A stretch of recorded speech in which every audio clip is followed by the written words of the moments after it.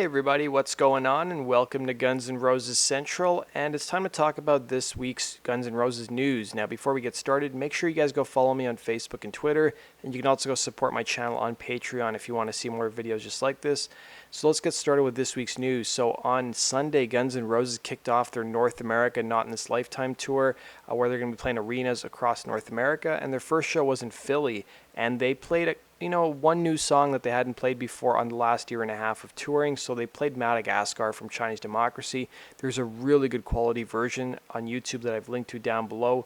Go check it out. Axl's voice sounded great. At the same concert, they also played There Was a Time. And a lot of people are wondering, did they do any kind of dedication or any kind of shout out to Tom Petty? They did not. But remember, last time Guns N' Roses did Wichita Lineman, or the first time they debuted the song, it happened 2 weeks after Glenn Campbell passed away. So maybe it's something that the band didn't have time to rehearse, or they're going to save until a later date on this tour. Regardless, whenever that happens, I will let you guys know. Let's go on to our next piece of news for the week. So there's a new interview with Dave Grohl from Team Rock, and he talked a bit about seeing Guns N' Roses in Vegas in 2016 and watching Axl use his throne. So according to the article, Grohl's throne carved out its own slice of small rock and roll folklore, especially when it was lent to fellow hobbler Axl Rose. Dave Grohl said, "I went to see Guns N' Roses and it was an effing great show, but I was sitting there watching them like, that's the most ridiculous thing I've ever seen in my life. It's like watching a king on a throne just sort of conduct an audience." If you guys want to see the entire Dave Grohl interview or read it, I've linked to it down below in the description box. Let's go on to our next piece of news for the week. We've got some Steven Adler news. So Steven Adler on October 3rd performed some Guns N' Roses classic at an Ultimate Jam night at the famous Whisky A Go-Go in West Hollywood, California. So some of the songs he played included Welcome to the Jungle, Back Off Bitch, and You Could Be Mine. So I've linked to the article which has some of his performances down below. Go check it out. Still no word on what Steven's plan is and on whether he's going to be returning to Guns N' Roses, but he did talk a bit more about the reunion in a recent interview he did. So we've got a new interview with Steven Adler where he talks a little bit about Tom Petty, because the interview happened around the time Tom Petty was reportedly dead, and at least that was when the first news reports came out. And he talked a bit about Tom Petty and the Guns N' Roses reunion. So he said that he really wanted to play with Guns N' Roses. He said, "I would love to. I love those guys, and it was great playing with them last year. And if they ever let me do it again, I would definitely jump at it. I would do it just to get a hug from them. I'm so proud of being part of that, and I might not be with them right now, but I'm so proud of I was part of the Guns N' Roses fold." He also talked a bit about the jam night he was going to be performing at the Whisky, which he did last week. And then he did reveal that he's played a lot of Guns N' Roses songs at these different charity gigs, and he wanted to sort of play some new songs. So back in February, Adler revealed that he was originally supposed to appear at more than just a handful of Guns N' Roses reunion shows. He told Mitch LaFon during his podcast that he was supposed to be on the drum kit for all the Appetite for Destruction material during the entire tour, only to be told that he was out of the band after he hurt his back during rehearsals. Duff McKagan called me and said, "Dude, you're not going to play with us anymore," Adler said. "You're not going to do these shows." And I was like, "You're the worst effing person in the world." So Adler did make some appearances, though, after having that conversation with Duff. He made a couple appearances, in Nashville and Cincinnati and LA, but it still remains to be seen whether he's going to show up at the LA shows at the end of November. Make sure you guys stay tuned to my channel for any updates on Steven Adler showing up to these reunion shows. Let's go on to our next piece of news. So Gene Simmons was talking a bit about Axl recently. He appeared on Mitch LaFon's podcast, and he actually defended Axl Rose. Gene Simmons hasn't been so kind to Axl in the past. We'll talk a bit about what he said in the past, but here's what he had to say recently. So he said that people are wrong if they think AC/DC can't exist without Brian Johnson.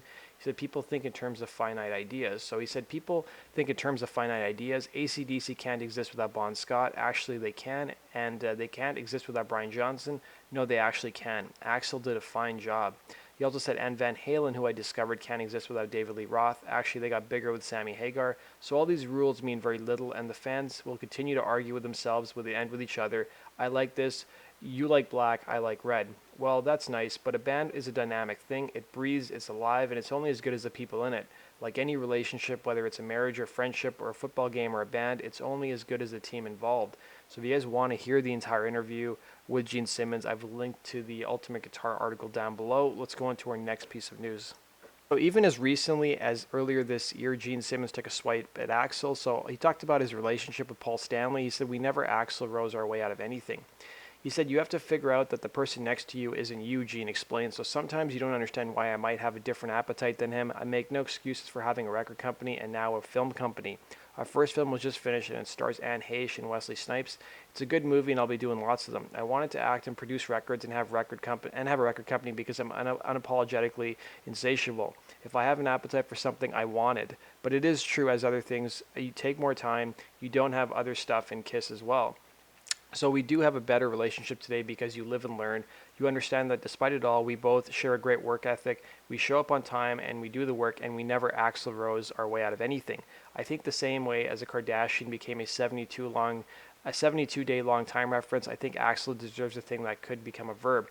Don't Axl your way out of the thing, or out of this thing. I think that's appropriate. And then in 2011, Gene Simmons went on to say that Axl Rose, and I quote, needs a good beating. So he told musicnews.com that GNR had the opportunity to be even bigger than they ever were, if not for an individual. He said Guns N' Roses could have been the best band in the world, and the reason they're not is because of Axl Rose. He continued, I mean, the drugs, the heroin, the alcohol, and all of that, but ultimately it falls on Axl's shoulders. So what could have changed? Simmons suggested a good old-fashioned pummeling, saying a good beating would have helped. He followed up by saying, I mean, when you have misbehaved as a little kid and continue to do it, there was somebody there to give you a what for. Then you become a grown-up. Who's there to set you straight?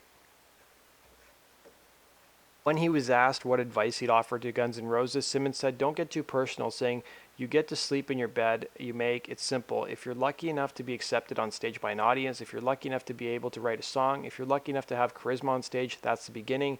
He continued by saying, and then you've got to be able to deliver night after night after night. And not everybody is designed to run a marathon, because to be a rock star for decades means you're running a marathon. So let's go into our next news for the week. Now let's talk about Guns N' Roses tour figure. So according to Loudwire.com, their summer 2017 tour through North America made $53 million. And according to Billboard Box Score, Guns N' Roses was the highest grossing tour this summer. Now, if that wasn't crazy enough, if you add their total tour sales from the Not in This Lifetime tour, it's beyond $300 million. So the tour launched back in April of 2016. And it's the highest grossing global tour of 2017 across the board. Now, the highest grossing concert of this past summer was the July 30th concert in Minneapolis, Minnesota. They had the Deftones opening for them, and that gig alone surpassed over $5.5 million in sales just for one show, bringing in attendance of almost 50,000 people.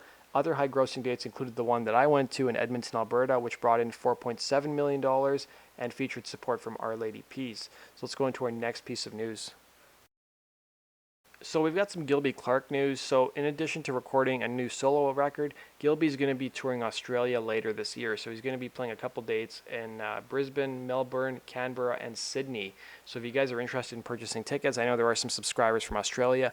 I've linked to the tour dates down below, along with the link to the actual tickets. Let's go into our next news for the week. So turning now to some Duff McKagan news. So Duff McKagan, Phil Collen, Billy Duffy will guest on a new Professionals album. So 35 years later, the band formed from the ashes of the Sex Pistols by Paul Cook and Steve Jones is back. Revitalized, re-energized, and reinvigorated, the Professionals will release their new album, What in the World, on October 27th via Automation Records. So Duff McKagan plays on the track Hats Off. So that will feature Duff McKagan and Chris McCormack. So if you guys want to read more about who else is guest starring on the album, I've linked to it down below. So if you guys watched our podcast last week, you would have known that we had Vicky Hamilton on the show. She was the one-time former manager of Guns N' Roses back in the day. And apparently our podcast got picked up by several news outlets, including Alternative Nation. We also had a Spanish rock site as well pick up the podcast, so I thought that was cool. I just want to let you guys know. And if you guys haven't went and watched the podcast, go listen to it. There's some little tidbits that we hadn't learned about Guns N' Roses that Vicky brought up, including Izzy's status, as well as the fact that some of the band members aren't supposed to talk to anybody in their past. So there's like a gag order on that. So I want to give a shout out to Frans and Roses. If you guys haven't subscribed to his YouTube channel, go subscribe to it. He also released his version of Live Era tracks. So he has an unreleased Live Era tracks 91 to 93. It's like a fan edition of the Live Era recordings. And he's got some songs on there that you don't have on the Live Era album. So if you guys want to go download these and check these out, I've linked to it down below on my Facebook page. So go check out my Facebook page. Some of the songs include 14 Years, taken from like their concert in Sweden. They've got Dead Horse, Breakdown, Nice Boys, So Fine, The Garden, Perfect Crime, Reckless Life, Bad Obsession, and the list goes on and on. So go check it out. I think this is really cool that he put this together. And let's go on to our next piece of news. So we also had Brian Johnson's birthday this past week, and we had Slash wish him a happy birthday. And I wonder if Axl personally wished him a happy birthday or not. I definitely didn't on social media, and Axl hasn't really been active on social media in months and months. But that basically does it for this week's Guns N' Roses news. Hope you guys enjoyed that. Let me know your comments down below. Please make sure you share this video, and be sure to subscribe if you love Guns N' Roses and want to see more videos just like this. I've got some cool stuff coming up on my channel this week, and some more true stories coming up on the Use Your Illusion record. So be sure you guys tune in for that. Thanks for watching, guys, and have a good one.